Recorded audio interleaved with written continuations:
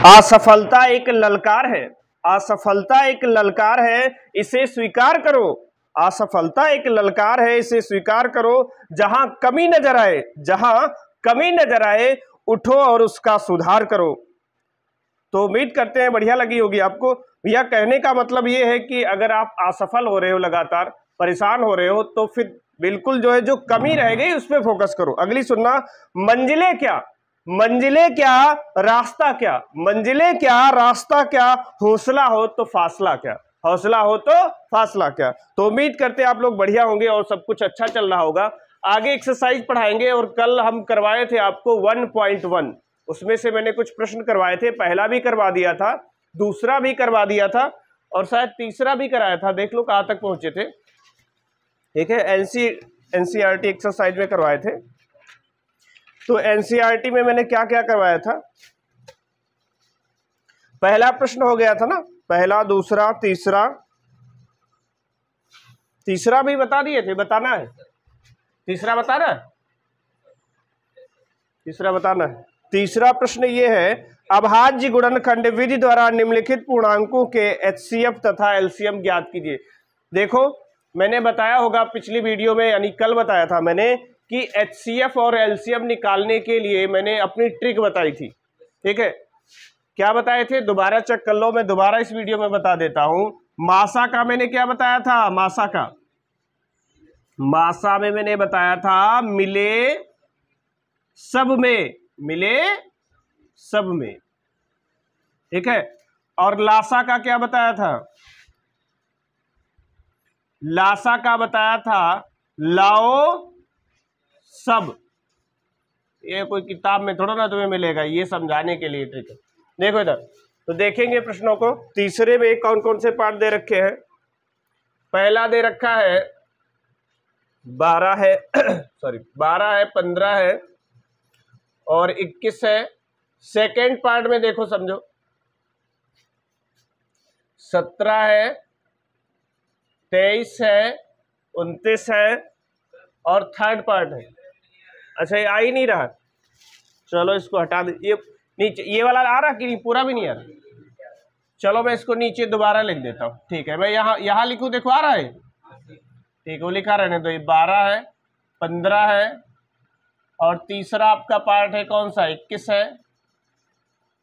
मैं नीचे लिख रहा हूं ताकि दिखाई पड़े।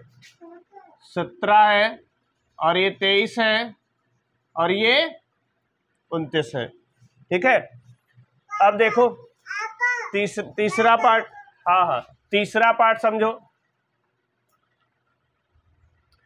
तीसरे पार्ट में आपका दिया है 8, 9 तथा 25, 8, 9 तथा 25। देखो इधर 8 दिया है, 9 दिया है और तथा 25 दिया है। देखो इधर तो नीचे नहीं आ रहा ना, ठीक है, ठीक है, अब दिख रहा ना, ठीक, वहां बैठो, जाके वहां बैठो। अब देखो इसका हल देखेंगे। तो देखो एक ही जैसे तीनों पार्ट है, तो इसमें से हमसे कोई 2 ही करवा लो। ठीक है, एक अपने आप जरूर करो, क्योंकि भैया सीखना है ना सब। अगर हम ही से आप करवा लोगे तो अपने आप कैसे करोगे।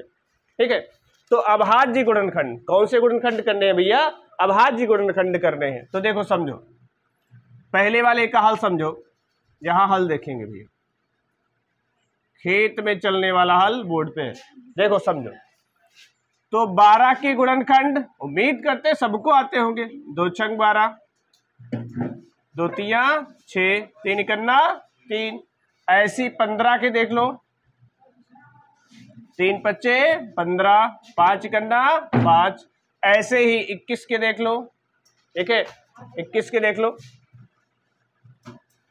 3 सत्ते 21 और 7 इकन्ना 7। ये देख लो बोर्ड, उसमें आ रहा वीडियो में कि नहीं आ रहा, आ रहा ना कैमरे में। ठीक है, अब देखो यहां पे 12 के मैंने जो गुणनखंड किए हैं, कितना आया, 2 गुणे 2 गुणे 3, क्लियर। अब देखो इधर 15 का मैंने कितना लिखा है, 15 का मैंने लिखा है 3 गुणे 5 और 21 का मैंने लिखा है 3 गुणे 7। अब ध्यान से समझो मैंने क्या बताया, पासवर्ड समझो, पासवर्ड ट्रिक। मासा मिले सब में। तो देखो ऐसा क्या है जो सब में मिल रहा हो, ये देखो इधर, ये 3 ही तो मिल रहा है सभी में। सभी में क्या मिल रहा है? 3 ही मिल रहा है, ठीक है। सब में क्या मिल रहा है? 3 मिल रहा है। तो मासा इसका क्या हो जाएगा? HCF। इधर आ जा बेटा।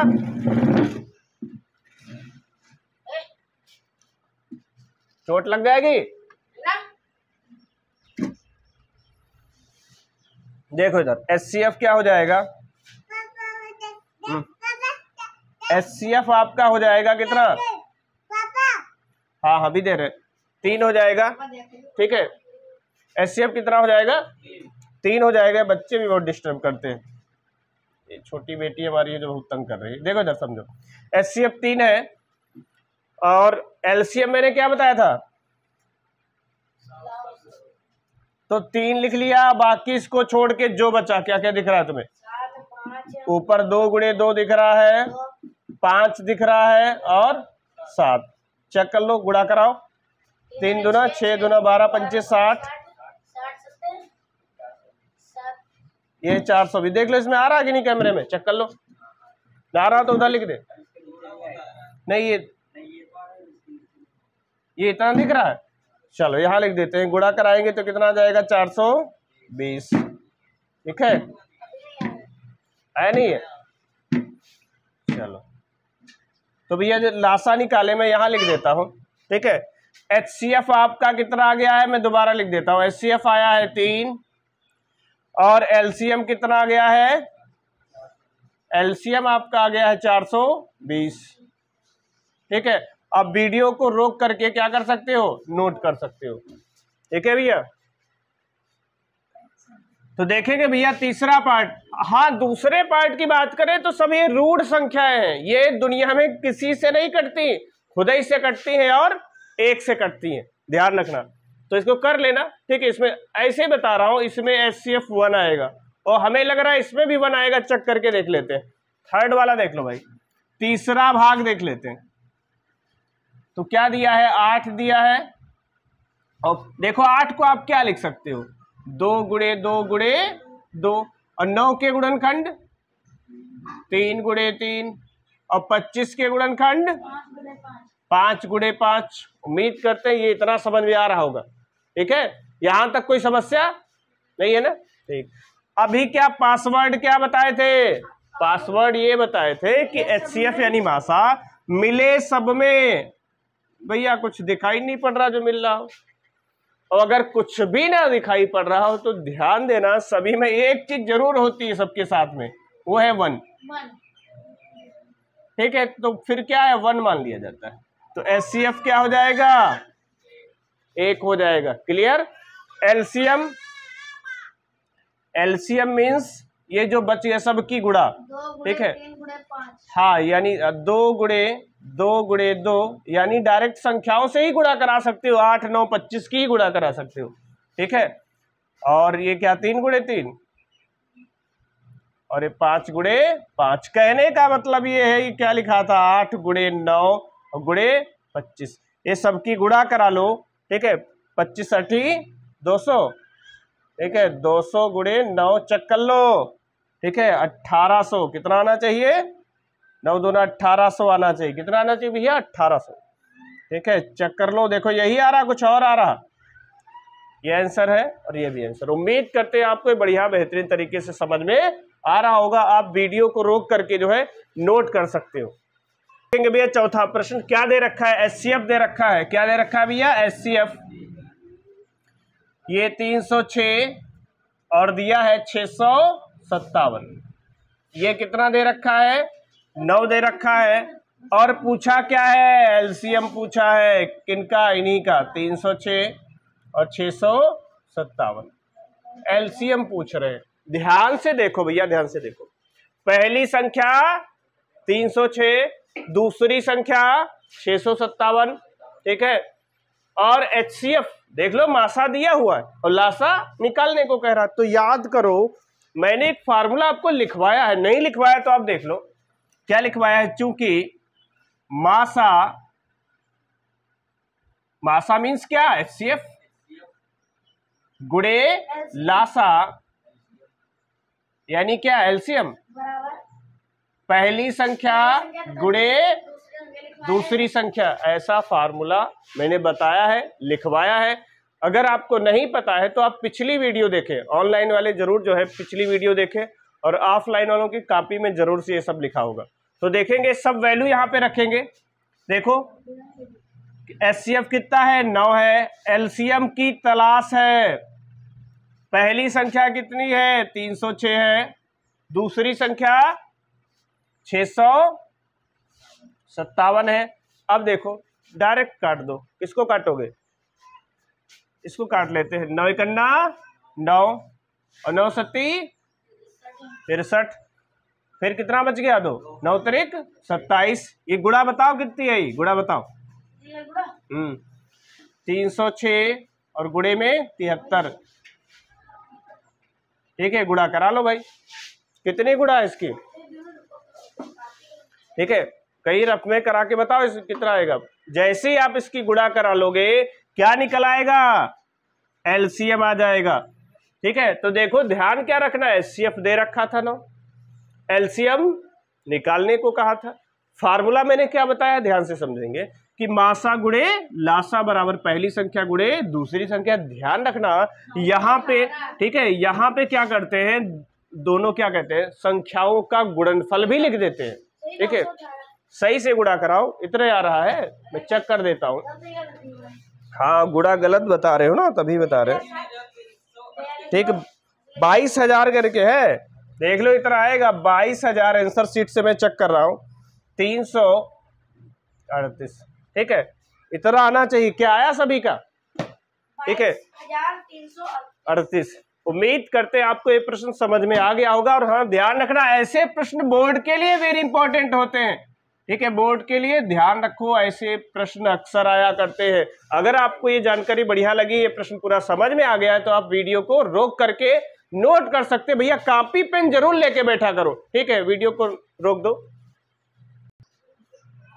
तो देखेंगे भैया पांचवा प्रश्न देखेंगे। बहुत अच्छा प्रश्न कहेंगे इसको, क्योंकि इसमें है लैंग्वेज। ठीक, समझने वाला प्रश्न है और समझाने वाला भी प्रश्न है।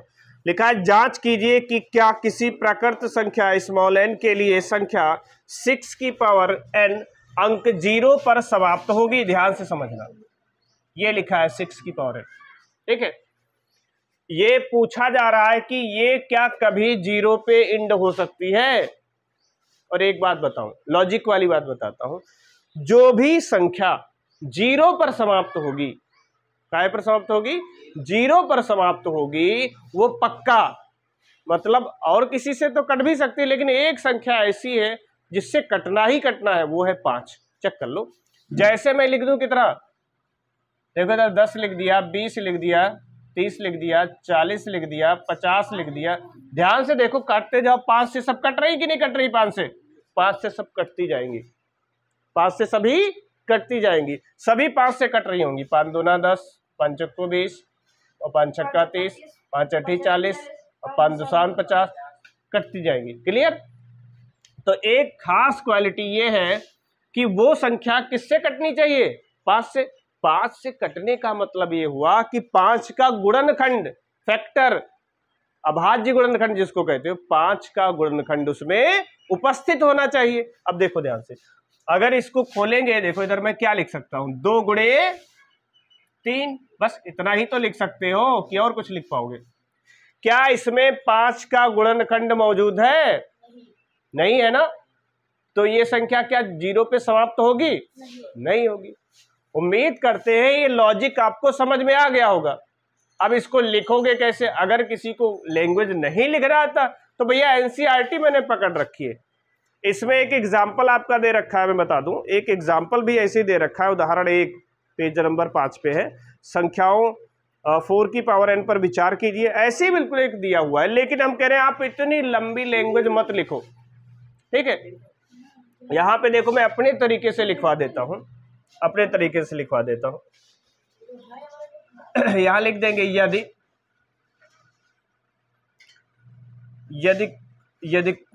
कोई प्राकृत संख्या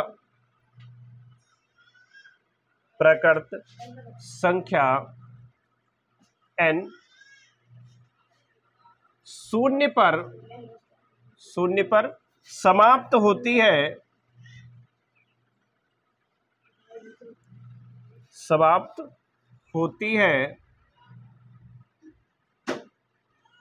उम्मीद करते हैं भैया लैंग्वेज समझ में आ रही होगी, ज्यादा कठिन नहीं, बहुत इजी बता रहा हूं। यदि कोई प्रकृत संख्या n, इसकी बात हो रही है, इस वाले की, ठीक है, शून्य पर समाप्त होती है तो वह 5 से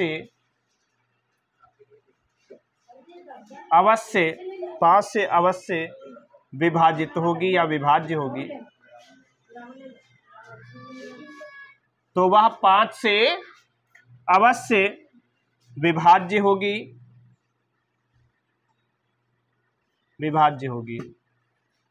यहां लिख देंगे, समझ रहे हो ना, देखो क्या लिखा मैंने, यदि कोई प्रकृत संख्या n शून्य पर समाप्त होती है तो वह 5 से अवश्य विभाज्य होगी। लिखेंगे भाई 5 से विभाज्य होने का मतलब इसमें 5 का गुणनखंड मौजूद होना चाहिए। लिख देंगे उपरोक्त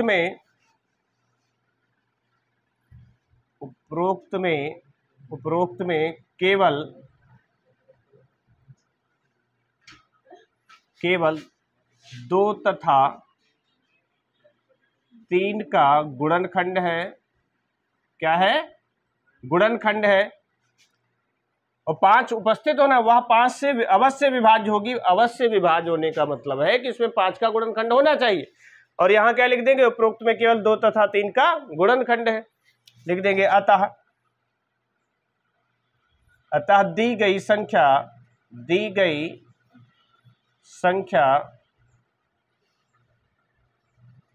शून्य पर समाप्त नहीं होगी। शून्य पर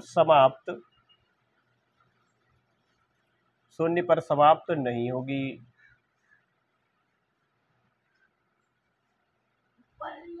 ठीक है।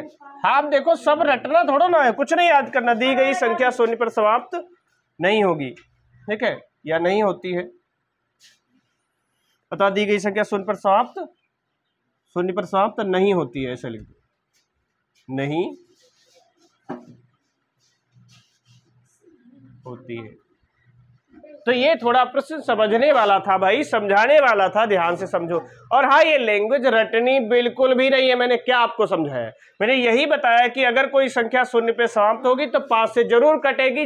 कटने का मतलब, विभाज्य होने का मतलब ये है कि उसके अंदर 5 का गुणनखंड उपस्थित होगा। अब ध्यान से चेक करो, जब इसमें कहीं 5 आया ही नहीं है तो ये संख्या शून्य पे समाप्त कैसे हो सकती है, बताओ।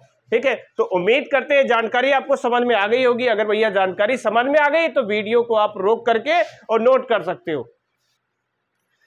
तो समझेंगे भैया। 6वां प्रश्न है, बहुत अच्छा है। देखो क्या लिखा है, 7 गुणे 11 गुणे 13 और प्लस 13 लिखा है।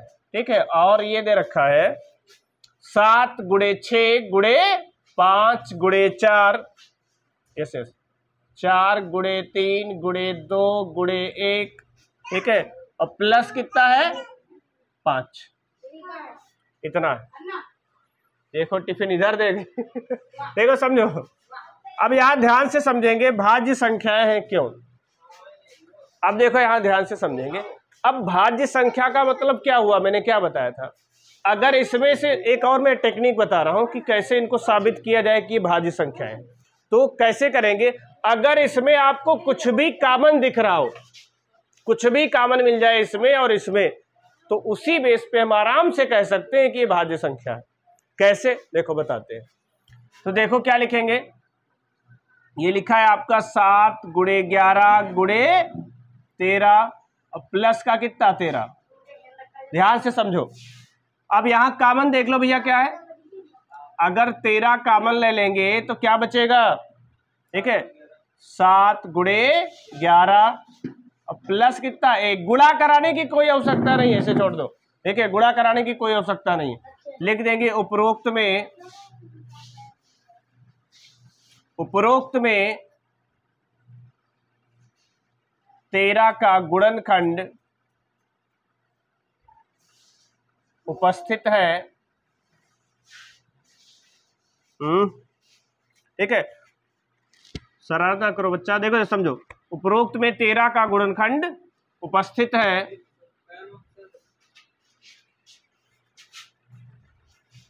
ठीक है,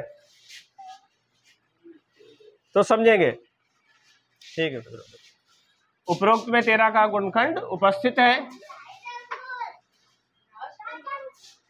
13 का गुणनखंड उपस्थित है। अब तथा करके देखेंगे, तथा 7 गुणे 6 गुणे 5 गुणे 4 गुणे 3 गुणे 2 गुणे 1 प्लस 5। अब इसमें कॉमन बताओ क्या है, 5 ही तो है हमें लग रहा, ठीक है। तो 7 गुणे 6 गुणे 4 गुणे 3 गुणे 2 गुणे 1 और प्लस 1। तो इसमें क्या लिखोगे, यही वाली लैंग्वेज चिपका देंगे। लिख पाओगे कि नहीं लिख पाओगे? यहां पे लिख देंगे काहे का, 5 का गुणनखंड, डॉट डॉट कर दिया बाकी सब, ठीक है। मतलब यही लिखना है, 13 की जगह 5 लिख लेना, सेम है। देखो यहाँ पे क्या 13 का गुणनखंड दिखाई पड़ रहा है, यहाँ पे 5 का। इसका मतलब क्या हुआ, इसका मतलब ये हुआ कि ये संख्या 13 से कट जाएगी और ये 5 से कट जाएगी। यहां लिख देंगे अतः, अतः दोनों ही भाज्य संख्याएं, दोनों ही भाज्य संख्याएं क्या है भैया, भाज्य संख्याएं, ठीक है। तो ये आपका प्रूफ हो गया। और ध्यान से समझेंगे, सुनो, लास्ट प्रश्न है, लंबा चौड़ा दिया है। देखो क्या लिखा है ना कि किसी खेल के मैदान के चारों ओर एक वृत्ताकार पथ है। इस मैदान का एक चक्कर लगाने में सोनिया को 18 मिनट लगते हैं, जबकि इसी मैदान का एक चक्कर लगाने में रवि को 12 मिनट लगते हैं। मान लीजिए वे दोनों एक ही स्थान और एक ही समय पर चलना प्रारंभ करके एक ही दिशा में चलते हैं। कितने समय बाद वे पुनः प्रारंभिक स्थान पर मिलेंगे? ठीक है, तो करना क्या है आपको, ठीक है, आपको करना है ये कि जो दे रखा है 18 मिनट, ठीक है, 18 मिनट दे रखा है और फिर 12 मिनट दे रखा है। इनका क्या निकाल लेना, का लासा। क्या निकालोगे, लासा, एलसीएम निकालना है बच्चा, ठीक है। और इसका जो है, इसका आंसर आप कमेंट में बताओ। और वीडियो अगर अच्छी लगती है तो लाइक कर दिया करो, कमेंट कर दिया करो भैया, दबा के शेयर कर दो। Okay, thank you.